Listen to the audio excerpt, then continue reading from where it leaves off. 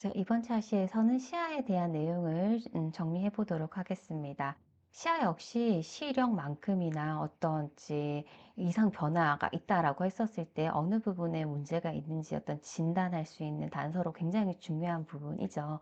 그래서 정상적인 시야 범위에 대해서도 한번 알아보고 이것과 비교해서 시야에서도 다양한 형태의 어떤 이상을 나타낼 수가 있죠. 그쵸? 뭐 시야가 합착되는 좁아지는 현상이라든지 아니면은 일부가 안 보이는 그런 현상이라든지 여러 가지 특징적인 부분들의 어떤 문제점들을 나타낼 수 있기 때문에 그런 것들을 가지고 질환과 관련해서 어떤 부분에 문제가 있겠다라는 것을 진단을 할 수 있어서 그런 부분에서의 시야의 측정 의미를 알아보고 그리고 진단하는 거 관련 질환들 이런 것들 알아볼 수 있도록 하겠습니다.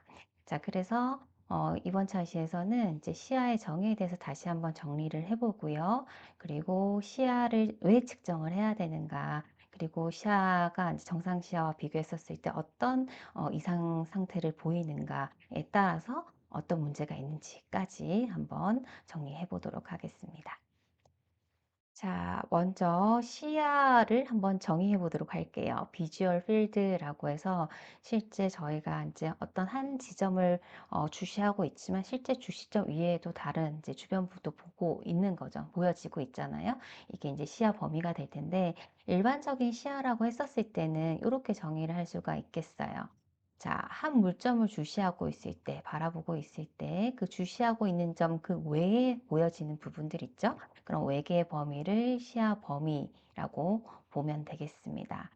자, 근데 요것과 또 비교해서 저희가 알아둬야 될 게 주시야라는 게 있었었는데, 요거는 앞에 있었던 시야 범위랑 조금 다른 것이, 머리는 고정한 상태에서 눈알을 돌려서 볼 수 있는 시야 범위다 보니까 이제 가동성이 있는 거죠. 그래서 볼 수 있는 시야 범위가 일반적인 시야보다는 조금 넓은 범위로 볼 수가 있다. 그래서 시야와 주시야 두 가지의 시야 정의에 대해서 좀 구분을 하시면 되겠습니다. 자, 다음으로 시야의 종류에 대해서도 여러 가지 기준을 가지고 살펴봤는데요. 먼저 단한 시야가 있고 양한 시야가 있죠. 뭐 말 그대로 단한으로 봤었을 때 보여지는 시야 범위가 될 테고, 그리고 당연히 양한으로 봤었을 땐 좀 더 넓은 범위의 어떤 시야를 확보를 할 수가 있을 건데요. 일반적으로 이 사람의 시야가 정상이다라는 여부를 확인을 할 때는 단한 시야를 가지고 저희가 판단을 하죠. 단안으로 봤었을 때 단안으로 어떤 사물을 주시하고 있는 상황에서 볼 수 있는 시야 범위의 한계점을 가지고 이 사람의 시야 분포 곡선을 그려보고 이게 정상 범위에 포함이 되는가 그렇지 않은가를 확인함으로써 이상 여부를 진단을 할 수가 있습니다. 자, 그래서 단한 시야, 양한 시야 있었고요. 지금 위에서 보시게 되면은 실제적으로 저희가 이제 가장 선명하게 볼 수 있는 부분은 어, 고시하고 있는, 주시하고 있는 요 부분이 가장 선명하게 보이고 그 부분을 기준으로 해서 그래도 한 뭐 25도, 30도 범위 내가 이제 중심 시야 범위다 보니까 가장 선명하게 볼 수 있는 범위고요. 그리고 이제 주변은 이제 선명하게 보이진 않지만 그래도 보이고 어떤 물체의 동태를 확인할 수 있는 그런 범위가 되겠습니다. 그래서 지금은 여기 보시는 것처럼 이렇게 이제 단한 시야, 각각 단한 시야와 또 같이 볼 수 있는 양한 시야 범위가 모두 다 이렇게 그림으로 나타내진 것을 확인하실 수가 있습니다. 자, 그래서 단한 시야 범위, 양한 시야 범위 조금 이해를 하시면 되시겠고요. 방금 전에도 말씀드렸지만 이제 시야에 있어서 중심 시야 영역에 해당되는 부분이 있고요. 주변 시야 영역에 해당이 되는 부분이 있어요. 중심 시야라고 하면은 보통 이제 주시하고 있는 이 상태에서 이 주시점 주변으로 해서 한 25도에서 30도 범위까지를 중심 시야 범위로 보고 있습니다. 그리고 주변 시야는 30도 넘는 범위를 주변 시야로 보고 있죠. 이 기준은 이제 상의 선명도에 있어 가지고 선명상을 그래도 가장 잘 맺을 수 있는 범위가 황반부 내에 결상이 됐었을 때 가장 선명한 상을 얻을 수가 있잖아요. 그래서 황반부에 해당되는 범위가 이제 추체세포가 주로 많이 분포하고 있는 그 범위가 이제 30도 범위 내예요. 그래서 25도에서 30도 범위. 그래서 실제적으로 이 부분에 결상이 됐었을 때 가장 선명한 상을 얻을 수 있다라는 거죠. 그래서 이 범위를 중심 시야 범위라고 하고요. 그리고 이제 30도 넘는 범위를 주변 시야 범위라고 합니다. 이 부분들에는 이제 지금 보시는 것처럼 이 점선으로 표현되어 있는 게 간질세포 분포 곡선이죠. 그래서 주변부는 간질세포들이 많이 분포를 하고 있어서 어떤 사물의 선명도, 형태시, 세밀함 이런 것을 인지하는 게 아니라 사물의 움직임, 그쵸? 그리고 오히려 어두울 때 더 활발하게 그 기능을 할 수 있는 부분이 주변시 부분이다라고 보시면 되겠습니다. 자, 다음으로 저희가 시야의 이렇게 정상적인 시야가 아닌지 여부를 확인하기 위해서 그 시야를 측정을 하는데 이것을 왜 측정을 해야 되느냐? 시야가 정상적이지 않다. 정상적인 범위와 좀 다른 형태로 보인다. 한쪽이 완전히 맹일 수도 있고, 반맹일 수도 있고, 4분의 1맹일 수도 있고, 아니면 중간에 뜬금없이 암점이 있을 수도 있고, 아니 시야에 협착이 있을 수도 있고, 굉장히 다양한 시야의 이상 형태가 나타날 수가 있는데 이것을 가지고 여러 가지 질환들을 관련시켜서 이제 진단을 해볼 수가 있기 때문에 시야를 측정을 하게 되는 거죠. 자, 그러려고 하면 기본적으로 정상 시야 범위를 알고 있어야 되겠죠. 이것과 비교해서 뭔가 이상 시야 범위를 가진다라고 했었을 때 그걸 가지고 진단을 해야 되니까요. 그래서 정상 시야 범위부터 먼저 알아보도록 하겠습니다. 자, 시야는요, 이제 태어나서 한 5, 6세경이 되면은 거의 완성이 됩니다. 그 전에는 좀, 미성숙하기 때문에 이제 저희 어떤 정상 시야 범위를 다 가지지 못할 수 있죠. 그래서 아이들이 조금 주의력이 좀 떨어질 수 있는 부분도 시야 부분 때문에도 조금 그런 부분이 있습니다. 자, 그리고요, 나이가 들어가면서 시야도 점점 좁아집니다. 이런 경향이 좀 있습니다. 자, 그리고요, 지금 보시게 되면은, 기본적으로 저희가 시야를 측정한다라고 했었을 때는 그 기준 시표가, 시야를 측정하는 기준 시표가 백색깔을 기준으로 시야를 측정을 합니다.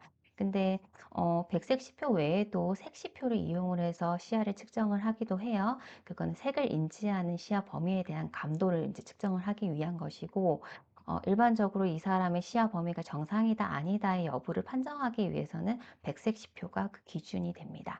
그래서 이 백색 시표를 기준으로 해서 다난 시야의 정상 시야 범위를 한번 알아보게 되면 이렇게 한쪽 눈을 이렇게 감고 어떤 주시점을 보고 보셔도 봤었을 때 그 시야 범위가 이제 가장 외쪽이 가장 넓다라는 게 조금 느껴지실 거고요. 그 다음에 아래쪽, 그 다음에 코 쪽 방향, 위쪽이 가장 시야 범위가 좀 좁게 느껴지실 거예요. 그래서 요런 이제 시야 분포 곡선을 가지고 있어요.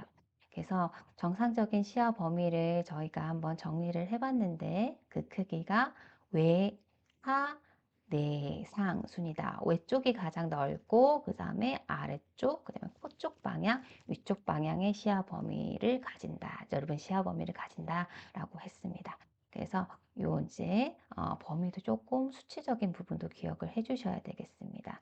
그래서 바깥쪽은 한 90도에서 100도, 그쵸? 안쪽은 이제 50도에서 60도 정도. 그리고 위쪽이 한 50도 정도밖에 안 돼요. 안쪽보다 사실은 조금 좁다라고 보시면 되겠고, 아래쪽은 한 70도에서 80도 정도 된다라고 보시면 되겠고, 그래서 이제 외울 때 이렇게 그냥 순차적으로 외워두시면 훨씬 더 기억하시기가 쉬울 겁니다.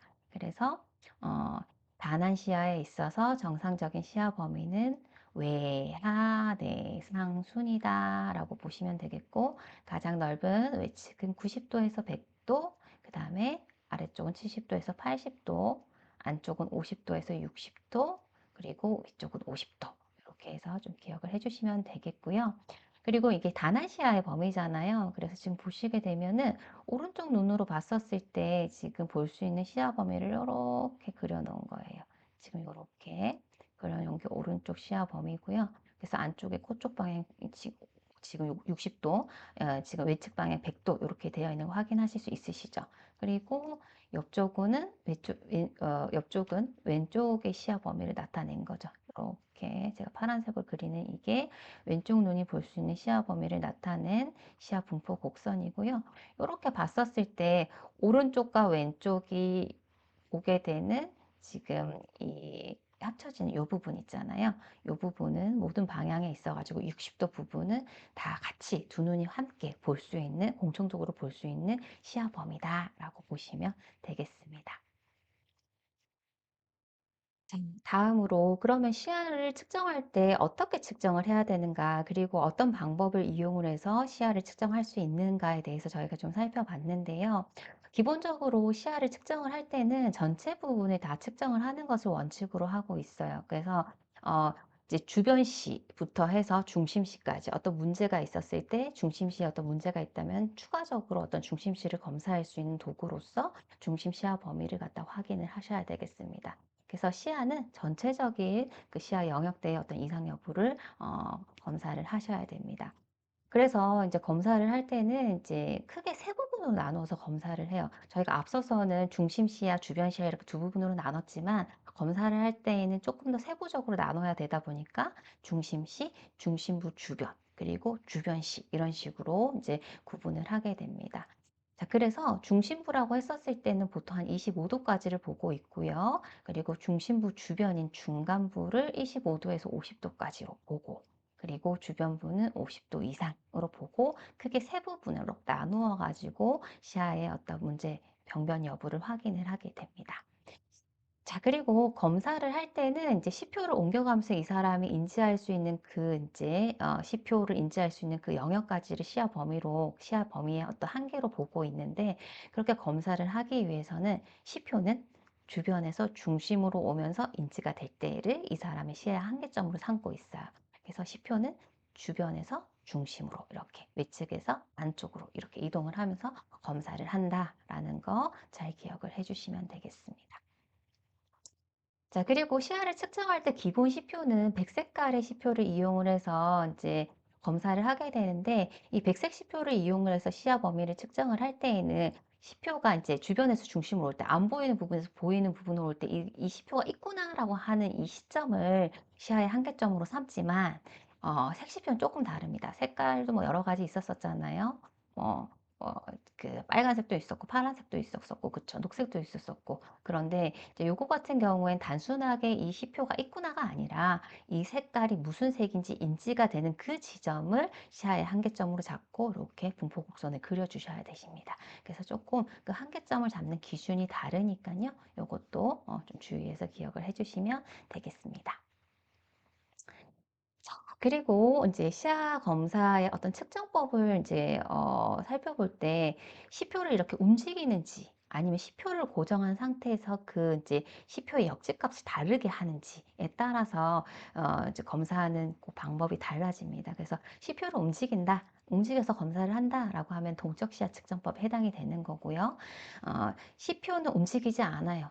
고정한 상태에서 어떤 시표의 크기라든지 밝기라든지 이런 것들을 좀 변화시켜서 인지하는 그 한계점으로 삼는 것은 정적 시야 측정법이 되겠습니다.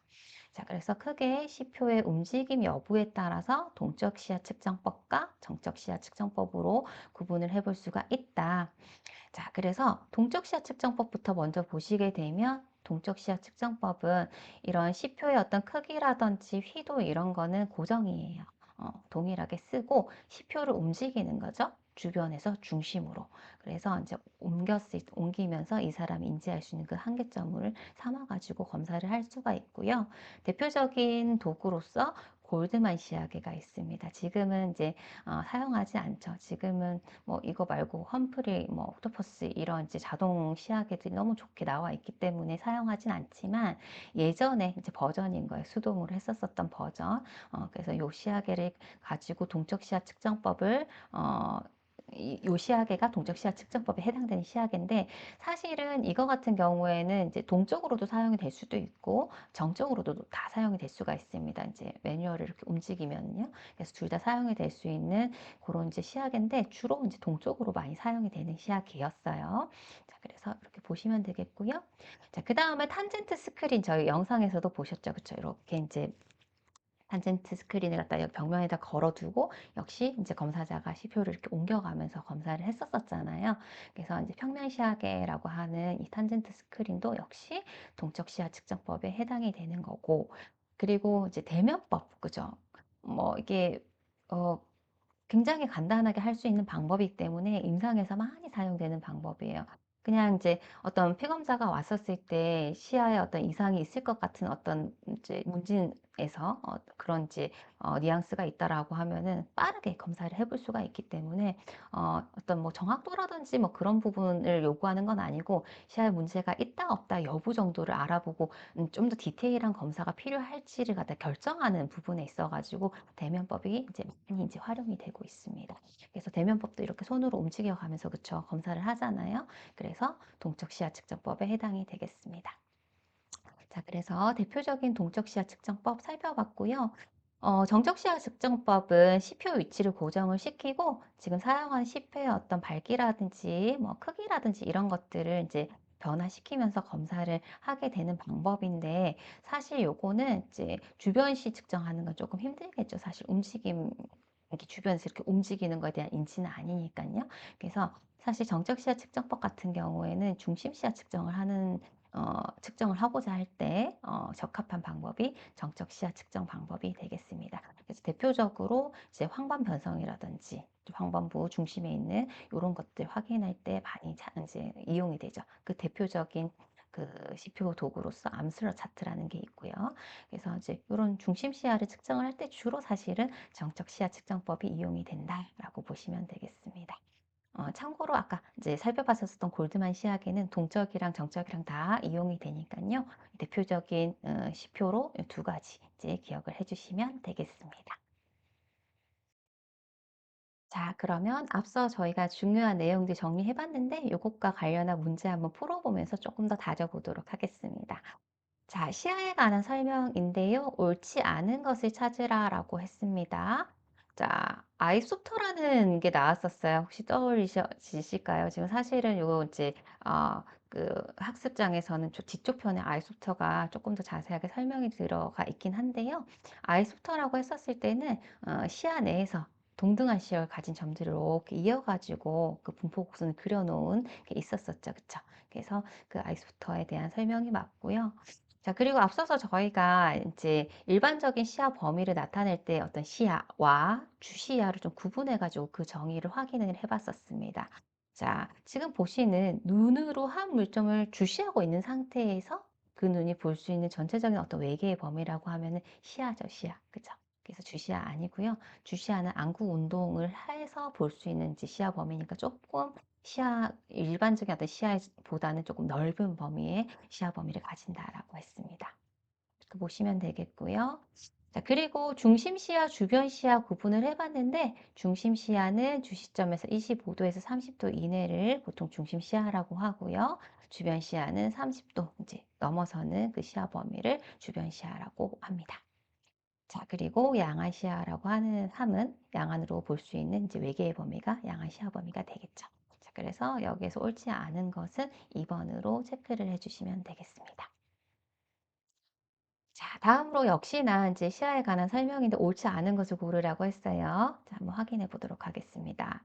자, 시야를 검사할 때, 시야 검사를 할 때는 부분 검사하지 않고 전체 영역을 검사하는 것을 원칙으로 하고 있는 말이고요.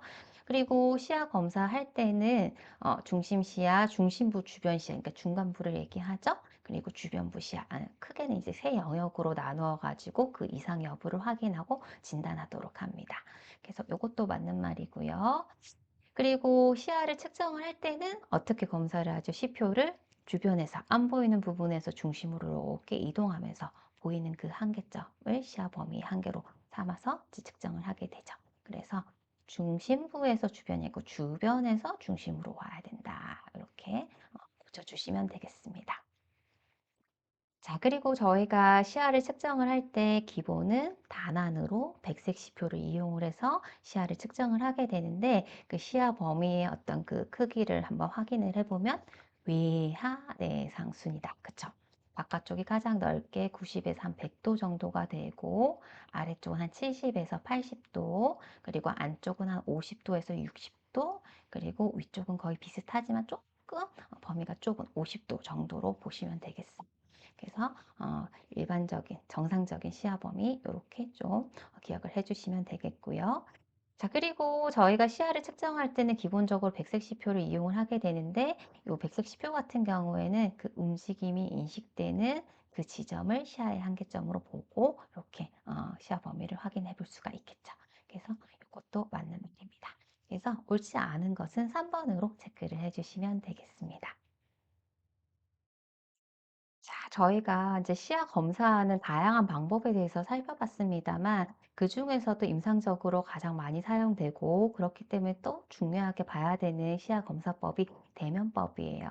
그래서 대면법에 대해서는 그 하는 방법을 잘 숙지를 하고 계셔야 되겠습니다. 자, 먼저 요 이제 그 그림 보이시죠? 요렇게 이제 하게 되고, 아마 그 영상이 기억이 나실 것 같은데, 요거 검사할 때 기본적으로 이제 시표를 주변에서 중심으로 이동을 하면서 검사를 진행을 했잖아요. 그렇기 때문에 대면법은 동적 시야 측정법에 해당이 되고요. 그리고 주변에서 중심으로 이렇게 오면서 이제 전체적인 범위로 확인을 했었어요. 그래서 주변 시야 측정법이 해당이 된다라고 보시면 되겠습니다. 자, 이 대면법 같은 경우에는요, 지금 그림에서 보는 것처럼 검사자하고 피검사가 이렇게 이제 한 50에서 100cm 정도 떨어져서 이렇게 검사를 진행을 하죠. 그리고 지금 검사하는 눈, 그러니까 마주 봤었을 때 서로 이제 오픈되어 있는 눈이 이제 같아야 되는 거예요. 그쵸?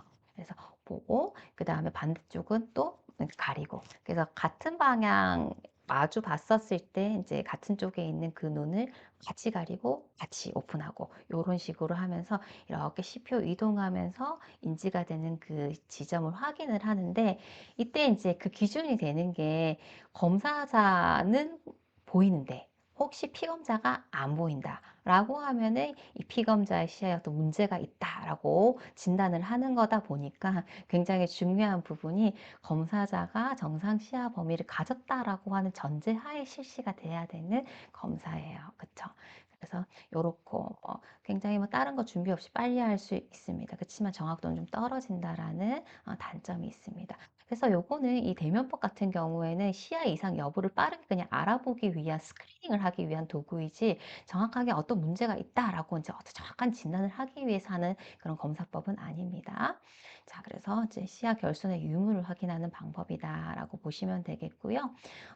조금 전에 말씀드렸지만 이제 검사하는 방법 보시면은 검사자랑 피검자는 한 50에서 100cm 정도 떨어져서 같은 눈높이로 마주 앉은 상태에서 서로 대면한 눈을 가립니다. 그쵸? 이렇게 가려주고, 그 다음에 이제 시표로 사용하는, 뭐 지금은 그냥 손가락을 이용을 했습니다만, 손가락 외에 뭐 광원을 이용을 해도 되고 시표를 이용을 해도 됩니다.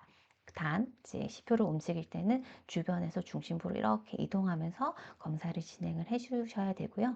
이렇게 진행을 하면서 이 검사자가 피검자가 이제 보인다라고 하는 시야 범위의 한계를 본인의 어떤 시야 범위의 한계점과 비교를 하면서 검사를 진행을 하면 된다라고 보시면 되겠습니다. 그쵸? 자, 그래서 이 대면법에 대해서는 좀 잘 기억을 해 주셔야 됩니다.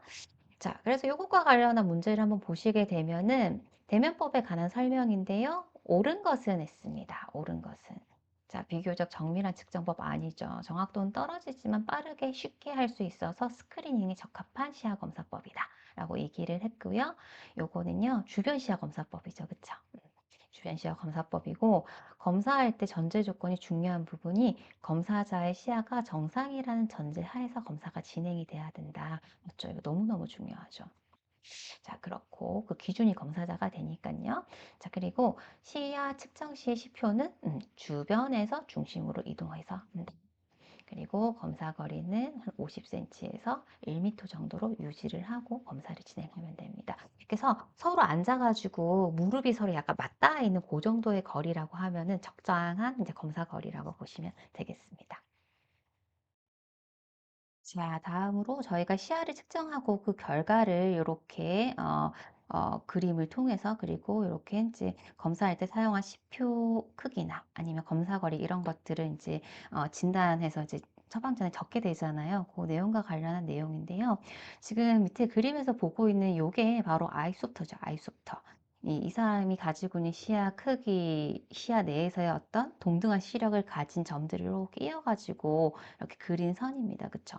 그래서 지금 보시게 되면은 오른편은 이제 오른쪽 눈이 볼 수 있는 시야 범위 한계점을 이렇게 연결해서 그려놓은 거고, 요거 왼쪽, 그려 놓은 거고, 양안을 이렇게 다 이제 확인할 수 있게끔 그려 놓은 것이고요. 이거는 이제 백색 시표를 이용해서 측정했었을 때 이제 정상적인 시야 범위, 분포 곡선을 확인할 수가 있는 겁니다. 그러니까 이 아이소프터라고 하는 게 시야 범위의 한계점을 이렇게 연결을 해서 그려놓은 그 형태다라고 보시면 되겠습니다. 그리고 이제 옆에는 이제 기본적으로 이렇게 까맣게 지금 맨 겉에 되어 있는 이 부분인지 흰색 시표를 이용해서 검사했었을 때 시야 한계점이라고 한다면, 색깔 있는 시표를 가지고 검사했었을 땐 좀 시야 범위가 백색 시표보다는 조금 좁아요. 그래서 각 색깔별의 어떤 시야의 한계점을 이렇게 아이소토로 그려놓은 모습이 되겠습니다.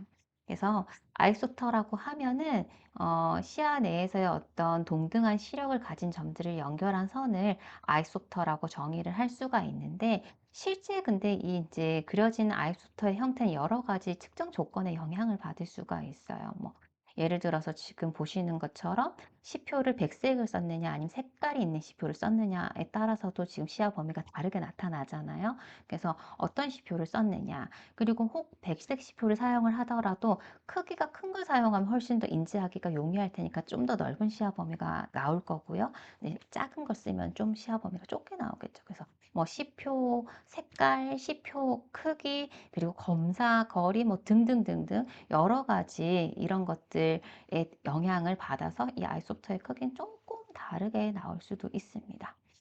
어쨌든 간에 이제 그 지금 검사 조건에 준해서 이 사람이 인지할 수 있는 시야 범위의 한계점, 시력이 동등한 그 지점을 연결한 게 아이소프터고요. 그래서 반드시 이 아이소프터라고 하는 결과물을 갖다가 이제 보여줄 때는 지금 측정할 때 사용한 시표라든지 검사 거리를 반드시 적어줘야 되겠죠.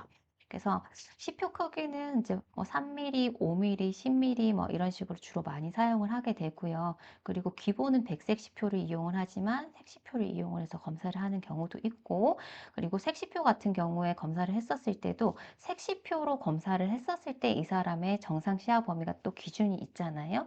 거기에 대해서도 이 사람의 어떤 색을 인지하는 데서의 어떤 이상 여부가 확인이 될 수가 있기 때문에 그것도 같이 확인을 해 주셔야 되겠습니다. 자, 그래서 검사를 하고 이런 이제 결과값을 도출을 하고 나서 이상 여부를 확인을 하게 되는데, 함께 지금 검사를 진행할 때 어떤 조건에서 검사를 진행을 했는지 그걸 이렇게 적어 주셔야 됩니다. 그래서 표기를 하실 때는 지금 사용한 시표의 크기 앞에 적혀 있고 3mm를 사용을 했다. 그리고 검사 거리는 330mm, 그러니까 33cm에서 검사를 진행을 했다라는 부분이고요. 이때 사용한 시표의 색은 흰색이다 라는 것을 이렇게 표기를 해 주셔야 됩니다. 그래서 여기 표기하는 방법도 좀 기억을 해 주시면 되겠고요. 그리고 이제 백색 시표랑 색시표랑 비교를 했었을 때 그 시야 범위가 좀 다르게 나타난다라고 말씀을 드렸고, 백색 시표가 가장 넓은 시야 범위를 확보할 수가 있어요. 백색 시표 자체는 사실은 움직임이 인지되는 그 지점이 시야의 한계점이기 때문에 백색 시표가 가장 이제 넓은 시야 범위를 확보를 할 수가 있고, 그리고 정상적인 어떤 시야 감도를 가지고 있다라고 하면 백색 다음에 어, 파란색, 그 다음에 빨간색, 그 다음에 녹색 순의 어떤 시야 범위를 가지는 것을 확인하실 수가 있습니다. 그래서 이게 이제 정상 시야 범위인데 색시야에 있어가지고도 이것과 조금 다른 형태로 나타난다, 아니면 혹 인지가 안 되는 그런 컬러가 있다라고 하면은 또 어떤 문제점들에 대해서 저희가 살펴봐야 되겠죠. 자, 그래서 이제 시야를 측정을 하고 그리고 결과를 갖다가 이렇게 도출을 해서 적어 주실 때도 이제 주의해야 되는 사항이 있으니까 이것도 조금 확인을 해주시면 되겠습니다. 자, 다음으로 또 시야에 관한 설명 좀 옳지 않은 것은 했는데요. 앞에 있는 내용을 조금 중복되는 내용이 있습니다만 다시 한번 확인해 보도록 하겠습니다. 자, 아이소프터는 측정 조건에 따라서 변화할 수 있죠. 그쵸? 그렇지만 어쨌든 간에 이렇게 측정을 했었을 때 시야 내에 동등한 시력을 가진 점들을 연결한 선을 아이소프터라고 하고요. 그렇기 때문에 지금 검사할 때 측정 조건을 같이 꼭 적어 주셔야 된다라고 말씀을 드렸습니다. 그래서 맞는 말이고요. 자, 두 번째, 시야 측정 결과의 표기 시 시표의 크기와 검사 거리를 순서대로 표기를 하죠. 그쵸? 시표의 크기, 검사 거리, 그리고 사용한 시표의 색깔, 그리고 단위가 밀리미터라는 것도 좀 확인해 주시면 되겠습니다. 자, 그다음에 시야 측정할 때는 주변부에서 중심부로 이동시킨다. 너무 중요하고 그래서 많이 강조가 되는 부분입니다. 자, 맞고요. 자, 그다음에 색시표는 그 움직임을 인식하는 점을 시야의 한계로 본다가 아니고 이 색시표, 색깔이 있는 시표를 이용을 해서 검사를 할 경우에는 이 색깔이 무슨 색인지를 인지할 수 있는 색을 인지할 수 있는 그 지점을 시야의 한계점으로 보셔야 됩니다. 자, 그래서 아닌 것은 4번으로 보시면 되겠고, 그리고 정상적인 색시야 범위를 보게 되면은 지금 여기 그림에서도 확인하실 수 있겠지만 흰색, 파란색, 빨간색, 녹색 수입니다. 그래서 요거는 이제 맞는 말이죠. 그죠? 자, 그래서 이렇게 확인을 해보시면 되겠습니다.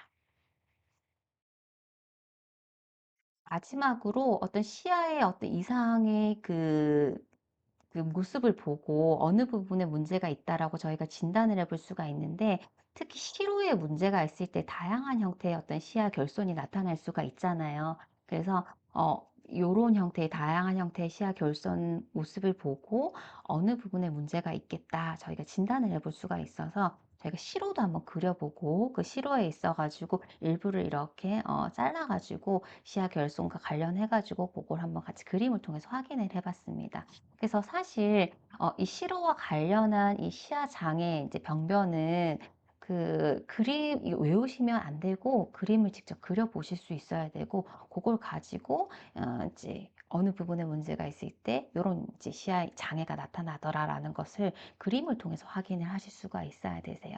그래서 지금 보시게 되면은 한번 그림 그려 보시면 되겠고 혹 잘 모르시겠다 하시면 저랑 만났을 때 같이 한번 그림을 그려 보도록 하겠습니다. 자, 일단 저희가 어떤 사물을 봤다라고 하면은 망막의 상이 결상이 될 텐데 결상된 상은 이제 이 대뇌 CPG까지 전달이 제대로 돼야지 이제 인지가 되잖아요. 그 경로를 한번 보시게 되면은 시각 경로를 한번 보시게 되시면 먼저 시신경을 거쳐서 그리고 시신경 교차를 지나죠. 이렇게 교차되는 시신경 교차를 지나고 그 다음에 시색이란 부분을 거쳐서 그리고 이 부분이 외측 슬상체죠. 외측 슬상체를 지나 그리고 여기는 시방사를 지나가지고 대뇌 시피질까지 특별한 문제 없이 이렇게 잘 전달이 돼야지 정상적인 시력을 또 다 얻을 수가 있을 텐데 여기에 어떤 문제가 있다, 부분에 문제가 있다라고 했었을 때 다양한 형태의 시야 결손 모습이 나타날 수가 있습니다. 자, 그래서 저희가 끊어가지고 한번 확인을 해봤고요. 자, 여기에서 문제를 한번 보시게 되면 시신경 교차 손상 시, 자, 그러면 시신경 교차라고 하면은 지금 그림에 있어가지고 얘네들이 이렇게 엇갈리는 이 부분이잖아요. 3번에 해당되는 부분이에요. 그래서 이 부분에 문제가 있다라고 했었을 때 발생할 수 있는 시야 결손 형태는 요거죠. 요거. 자, 그래서 보시게 되면은 양쪽 눈에 다 있고요. 이게 이제 바깥쪽이니 귀 쪽이잖아요. 그래서 양 귀 쪽 반이 안 보이니까 반맹 혹은 양 이쪽 그러니까 귀 이자 쓰니까 양 이측 반맹이라고 합니다. 그래서 요거 같은 경우에는 답을 찾기 위해서는 1번으로 양 이측 양 귀 쪽 2분의 1맹 뭐 반맹 이렇게 다양한 이렇게 설명을 해줄 수가 있을 것 같아요. 자, 그래서 이렇게 한번 보시면 되겠고 그래서 이 이제 시신경이 이제 시신경을 지나가지고 되는 CPG까지 이렇게 전달되는 시각 경로에 있어가지고 어떤 문제가 있는 경우에 발생되는 시야 결손 형태는 반드시 그림을 그리셔서 그 형태를 같이 연관지어서 기억을 하실 수 있으시면 되겠습니다. 혹시 문제가 있으시다면 저한테 말씀해 주시면 같이 한번 그려보도록 할게요.